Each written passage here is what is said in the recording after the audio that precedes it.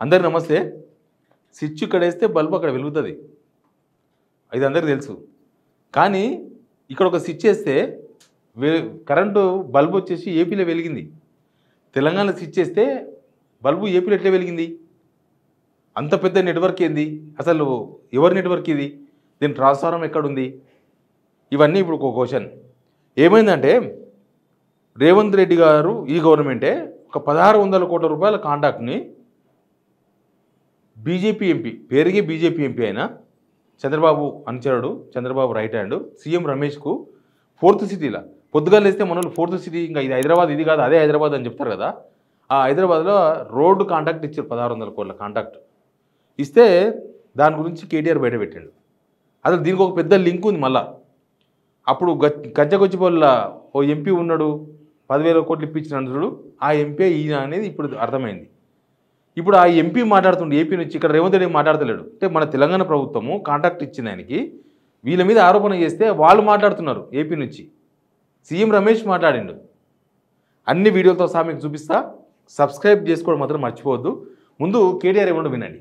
CM Ramesh అనే ఒక BJP MP, ఆయనకు నిన్న ఈ ముఖ్యమంత్రి రేవంత్ రెడ్డి గారు ఆ లుచ్చా పనిలో కంచె గచ్చిబౌలి భూములను తాకట్టు పెట్టే లుచ్చా పనిలో సహకరించినందుకు ఆయనకు నిన్న 1665 కోట్ల కాంట్రాక్టు ఫ్యూచర్ సిటీ అట. ఎవరి ఫ్యూచర్ కోసం నాకైతే తెలియదు. ఫ్యూచర్ సిటీ అట. ఆ ఫ్యూచర్ సిటీకి రోడ్ వేస్తున్నట. ఆ రోడ్డు 1665 కోట్ల రూపాయలతో వేస్తున్నట. దానికోసం బీజేపీ ఎంపీకి కాంగ్రెస్ ముఖ్యమంత్రి గారు మరి అవార్డు చేసిండ్రు, ఆయనకి ఇచ్చిండు కాంట్రాక్ట్. నేను అడుగుతున్నా, ఇది అక్రమ సంబంధం కాదా? కాంగ్రెస్ ప్రభుత్వంలో రాహుల్ గాంధీ గారు కళ్ళు మూసుకున్నావా పండుకున్నావా? 1665 కోట్ల కాంట్రాక్టు ఒక బీజేపీ ఎంపీ, ఆంధ్ర ప్రాంతానికి సంబంధించిన ఎంపీకి వస్తుంటే నువ్వెందుకు స్పందిస్తలేవు? బీజేపీ ఎందుకు స్పందిస్తలేదు? మీ ఇద్దరి మధ్యన ఉన్న లోతైన అండర్స్టాండింగ్ ఏంది అని నేను అడుగుతున్నా. అర్థమైంది కదా, లింక్ అర్థమైంది కదా. హైదరాబాద్ సెంట్రల్ యూనివర్సిటీలో ఎవ్వరు తెలియకుండా అసలు ఆ హెచ్సియు హైదరాబాద్ సెంట్రల్ యూనివర్సిటీ విద్యార్థికి తెలియదు. వాళ్ళు పొద్దుగాలు వేస్తే ఆనే తిరుగుతున్నారు, ఆనే ఉంటున్నారు, ఆనే పండుకుంటున్నారు, పొద్దుగాలేసి ఆనే చదువుకుంటున్నారు. కానీ ఆ భూమి అసలు ఎట్లా కుదబెట్టినారో కూడా తెలియదు. కుదబెట్టేసినారు, ఒక ప్రైవేట్ ఫైనాన్సర్ కుదబెట్టిన. మీకు తెలుసా ఆ విషయాలన్నీ కూడా? ప్రైవేటు ఫైనాన్స్ ఆయనకి 10,000 కోట్లు తెచ్చుకున్నారు కుదబెట్టేసి, 400 ఎకరాలు. దానికి మధ్యవర్తి అసలు ఆ గిరాకీ తెచ్చింది ఎవరనంటే అప్పట్లో కేటీఆర్ ఒక మాట్లాడు, ఒక ఎంపీ ఉన్నాడు బీజేపీ ఎంపీ, అంటే మనకు రఘునందన, బండి సంజయ, ఇంగోరా, కిషన్ రెడ్డి, అసలు ఎవరు ఈ బీజేపీ ఎంపీ అని అందరం మాట్లాడుకున్నాం. తీరా చూస్తే అది సీఎం రమేష్ అంట. క్విట్ ప్రో కాంటర్ చూడు, నీకు అది ఇప్పిస్తా, నీకు ఇది ఇప్పించాలి, కమిషన్ కింద ఇప్పించినట్టు అనమాట. అక్కడ 10,000 కోట్ల రూపాయలది అది అట్లే నడుస్తుంది, అప్పు అట్లే ఉంది. ఆ భూమి సుప్రీంకోర్టులో కేసు నడుస్తుంది. ఆ భూమి అమ్మాలని ప్రయత్నం చేసిరు, 10,000 కోట్లు తీర్చనీకే కాలేదు, అది అట్లా ఉండిపోయేది.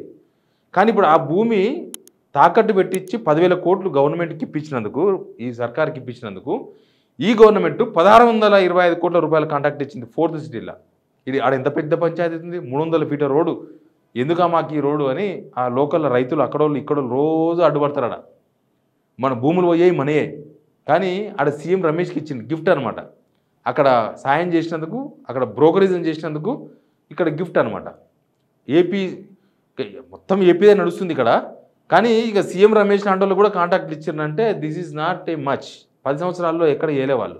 సీఎం రమేష్ చేయలే ఇక్కడ, ఏపీలో కూడా చేసుకోలే. అక్కడ 5 సంవత్సరాలు టీడీపీ ఉన్నప్పుడు వాళ్ళంతా టీడీపీ మనుషులు. టీడీపీ అధికారం పోగానే బీజేపీకి పోయినారు. ఇప్పుడు బీజేపీ టీడీపీ అంతా కలిసింది కాబట్టి అన్నే ఉన్నారు. రేపు నాడు తేడా వస్తే మళ్ళీ టీడీపీకి వచ్చేస్తారు. ఆ టైప్ అనమాట.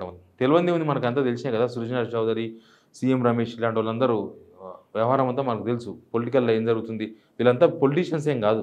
డబ్బులు ఉన్నాయి, పెట్టుబడులు పెడతారు, సంపాదిస్తారు రాజకీయాల్లో, అంతే జరిగేది.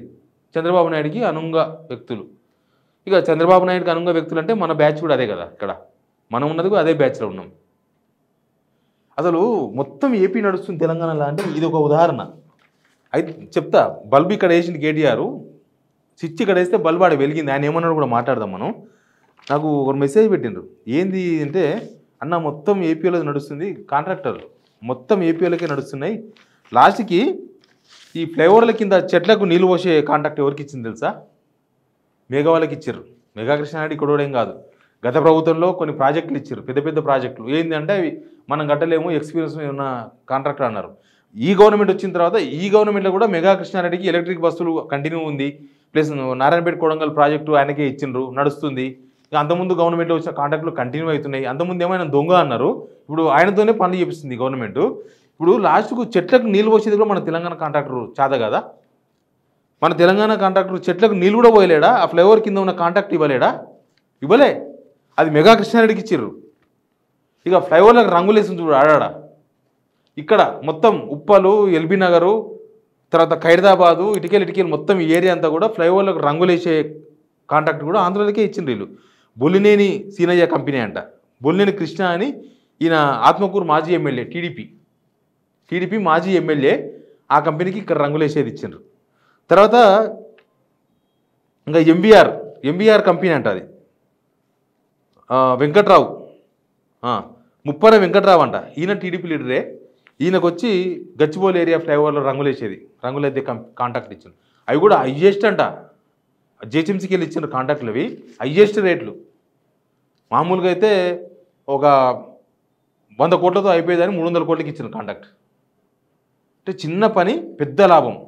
మనం రెక్కలు ముక్కలు చేసుకొని పొద్దంతా వ్యవసాయం చేసిన వాళ్ళకి, పొద్దంతా ప్రైవేట్ జాబులు చేసిన వాళ్ళకి, పొద్దంతా ఏం జాబులు చేసినా సాయంత్రానికి ఏమొచ్చిందంటే ఏముండదు. నెలకోసారి జీతం వస్తుంది, అది అరకొర వస్తుంది, ఆడికాడికి అవుతుంది, అయిపోతుంది. కానీ ఈడ అట్లా కాదు. మొత్తం పొలిటికల్ లాబింగ్ నడుస్తుంది ఈడ. సీఎంఓ ఆఫీస్ నుంచి చెట్లకు నీళ్ళు పోసే కాడికి, ఫ్లైఓవర్ల కింద చెట్లు నీళ్ళు పోసే కాంట్రాక్ట్ కాడికి, ఇంకా ఏమేమి ఉన్నావో ఇట్లాంటి కాంట్రాక్ట్ మనకు తెలియవు కదా. మొత్తం ఆంధ్రాలకు ఇచ్చి పడేసింది. సీఎం ఆఫీస్లో సెక్రటరీ దగ్గర స్టార్ట్ చేస్తే మొత్తం. ఇక దానిలో ఈయన సీఎం రమేష్ కూడా పెద్ద కాంట్రాక్టర్ దగ్గరోడు. ఎంత దగ్గర ఉంటే అంత పెద్ద కాంట్రాక్టర్ వస్తుంది. ఎవరికి దగ్గర ఉంటే? చంద్రబాబు దగ్గర ఉంటే. చంద్రబాబు గురువు ఎందుకు అవుతాడు, నేను శిష్యుని ఎందుకు అవుతాను మాట్లాడతాడు కొంతమంది. పొద్దుగాలు వేస్తే వాళ్ళది వీళ్ళది ఒకటే టీం, ఒకటే పని, ఒకటే లక్ష్యం, ఒకటే వే. అందుకే బనకచర్ల ఇంత హార్డ్గా నడుస్తుంది. లేకపోతే ఎప్పుడో దెంకపోతుంది. అసలు బనకచర్ల ఆలోచన రాకుండా చంద్రబాబుకి. ఇక్కడ మావాడే ఉన్నాడన్న ఉద్దేశంతోన కృష్ణా నీళ్ళు కృష్ణార్పణం, గోదావరి నీళ్ళకు బనకచర్ల అర్పణం. సరే, తర్వాత సీఎం రమేష్ స్పందించాడు. ఆయనది విన్నాడు ఒకసారి. నువ్వు ఒక 4-5 నెలల కిందట కవిత ఢిల్లీలో జైల్లో ఉన్నప్పుడు నువ్వు ఢిల్లీకి వచ్చి నా దగ్గర టైం తీసుకొని మా ఇంటికి వచ్చిన మాట వాస్తవం కాదా? ఇంట్లో సీసీ కెమెరాలు ఉన్నాయి, నేను తీసి మీడియాకి ఇస్తా. నువ్వు ప్రెస్ మీట్ పెట్టి దీనికి సమాధానం చెప్పు. మా ఇంటికి వచ్చి ఏం మాట్లాడినారు? మేము చేసిన అవినీతి అన్నీ కూడా ఈడీ సిబిఐ లేకుంటే కవితను బయటికి వదిలేదానికి ఏర్పాటు చేయండి. మేము బీఆర్ఎస్ పార్టీ దేనికైనా సిద్ధం.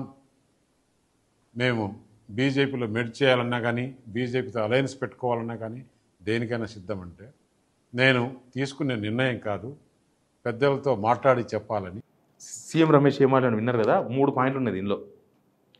ఒకటి, అది కన్ఫ్యూజ్గా మాట్లాడవచ్చు. ఆయన 4 నెలల క్రితం కవిత జైల్లో ఉన్నాను అన్నాడు. కాదు, అది పోయిన సంవత్సరం ఆగస్టులో. 4 నెలలు అంటే మొన్ననే కదా. ఇది జూలై, ఫిబ్రవరి, మార్చో వస్తుంది. అది కాదు, పోయిన సంవత్సరంలో కవిత జైల్లో ఉన్నారు, కలిసిండ్రు అని చెప్తున్నారు. నాకు తెలిసి తెలంగాణ ఢిల్లీలో ఎంపీలు అందరూ కలిసే ఉంటారు. అందరూ ఆడనే ఉంటాయి క్వార్టర్స్ మొత్తం. ఈ ఎంపీ ఆ ఇంట్లోకి వస్తాడు, ఈ ఇంట్లోకి వస్తాడు. రెగ్యులర్గా నడిచే ప్రక్రియ. రెగ్యులర్గా కలవడం వేరు, ప్రయోజనాలు తాకట్టడం వేరు. ప్రయోజనాలు తాకట్టు పెట్టుడు వేరు, కలిసి ఉండడం వేరు, కలిసి మాట్లాడుకోవడం వేరు. అంతకుముందు రేవంత్ రెడ్డి, కేటీఆర్ కూడా అసెంబ్లీలో చాలాసార్లు కలిసిండ్రు. మరి అట్లా ఉందా వ్యవహారం? అట్లా లేదు. రెండోది ఏమన్నారంటే, కవిత అప్పటికే జైల్లో ఉంది, ఇంకా విలీనం చేసేది ఏముంటుంది? కవిత జైల్లోనే ఉంది ఆల్రెడీ. జైల్లో ఉన్నప్పుడే అని చెప్తున్నాడు సీఎం రమేష్. జైల్లో ఉన్నప్పుడు కలిస్తే తర్వాత జరిగే ప్రక్రియ జరిగేది ఉంటుంది. అంటే బీజేపీ కోర్టులో మేనేజ్ చేస్తుందా? బీజేపీ తెలుసుకుంటే కోర్టును ఈడీ సిబిఐ బీజేపీ చేతిలో ఉన్నాయని చెప్తుండ్రా సీఎం రమేష్ గారు? నేను కాదు, పెద్దలతో మాట్లాడి ఒప్పించే ప్రయత్నం చేస్తా అంటే ఈడీ సిబిఐ బీజేపీ నడుపుతుంది. బీజేపీలో స్విచ్ ఆన్ చేస్తే ఈడీ ఫైర్ కోతుంది, బీజేపీ స్విచ్ ఆఫ్ చేస్తే ఇంట్లో వచ్చి పండుకుంటారు, ఢిల్లీలో వచ్చి పండుకుంటారు. ఈడీ సిబిఐ అని చెప్పదలుచుకుంటారా మీరు? దాని అర్థం అదే వస్తుంది. మొదలే ఆ వ్యవస్థల మీద చాలా అనుమానాలు, ఆ వ్యవస్థలు మొత్తం బీజేపీ అనుబంధ సంస్థలుగా పనిచేస్తున్నాయని కాంగ్రెస్ ఒక అస్త్రంగా వాడుతుంది. ప్రతిపక్షాలు వాడుతున్నాయి, బీజేపీ అదర్ పక్షాలన్నీ కూడా. ఇంకొకటి అవినీతి పార్టీ కాబట్టి మేము విలీనం చేసుకోవద్దనుకున్నాము అంటున్నాడు. ఆ అవతల టీడీపీ చంద్రబాబు నాయుడు మీద ఎన్ని కేసులు ఉన్నాయి, అవినీతి కేసులు. లాస్ట్కు మొన్ననే ఒక కేసు కూడా అయింది కదా, స్కిల్ డెవలప్మెంట్ కేసు కూడా, ఈయన జైలు కూడా పోయింది చంద్రబాబు. ఆ పార్టీతో పొత్తులే పెట్టుకున్నారు. అట్లా చాలా జరిగినాయి. అసలు ఈయన మీద ఏంది, వీళ్ళ మీద ఏమేమి ఉన్నాయి, ఈయన ఎందుకు పోయింది బీజేపీలకి? సీఎం రమేష్ ఈడీ రైట్స్ అయితే పోయిండు అంటే ఈయన అవినీతి పరుడే కదా. ఈడీ రైట్స్ జరిగిన వాళ్ళంతా అవినీతి పరులు అయితే సీఎం రమేష్ ఏంది మరి? సీఎం రమేష్ ఎందుకు తీసుకున్నారు బీజేపీలోకి? అసలు బీజేపీలో చేరిన వాళ్ళందరూ ఆల్మోస్ట్ మొత్తం ఈడీ రైట్స్ సిబి రైట్స్ అయిన వాళ్ళే. వాషింగ్ పౌడర్ నిర్మా అంటారు చూడు, ఆ టైపు. బయట ఈడీ రైట్స్ అవుతాయి, అక్కడ పోగానే తెల్లగా అయిపోతారా? ఈయన మాట్లాడిన దానిలో ఏదో తేడా ఉంది. కాకపోతే నేనేమంటున్నట్టే ఆయన ఏమైనా మాట్లాడుకున్నాను, ఆయన ఒక పొలిటీషియన్ కాబట్టి ఉత్తరాల పొలిటీషియన్ మీద ఏమైనా మాట్లాడుకుంటారు వాళ్ళు. సీఎం రమేష్ కాంట్రాక్ట్ తీసుకున్నాడు, ఇచ్చింది ఎవరు? మన తెలంగాణ ముఖ్యమంత్రి, మన తెలంగాణ ప్రభుత్వం ఇచ్చింది. సాటి మంత్రులు కూడా తెలుసో తెలియదో, సాటి మంత్రులు కూడా ఇప్పుడే తెలిసి ఉండొచ్చు ఈయనకి ఇచ్చారు కాంట్రాక్ట్ అని. బహుశా అతి కొద్ది మందికి తెలిసి ఉండొచ్చు. వీళ్ళు కదా స్పందించాల్సింది, మేము ఏదో ఒక కాంట్రాక్ట్ ఇచ్చుకుంటాం మా ఇష్టం అని. ఆయన ఎందుకు రెస్పాండ్ అవుతుండు ఈ గవర్నమెంట్ మీద ఆరోపణ చేస్తే? ఇది పాయింట్ ఇక్కడ. ఈయన కదా రెస్పాండ్ కావాల్సింది, ఇక్కడ ఈ గవర్నమెంట్ కదా. మా తెలంగాణ ప్రజల భూమి తీసుకొని మా తెలంగాణ ప్రజల డబ్బులతోన మా తెలంగాణ ప్రజల కోసమే రోడ్ ఇస్తే మా తెలంగాణ కాంట్రాక్టర్కి ఇవ్వాలి యాక్చువల్గా.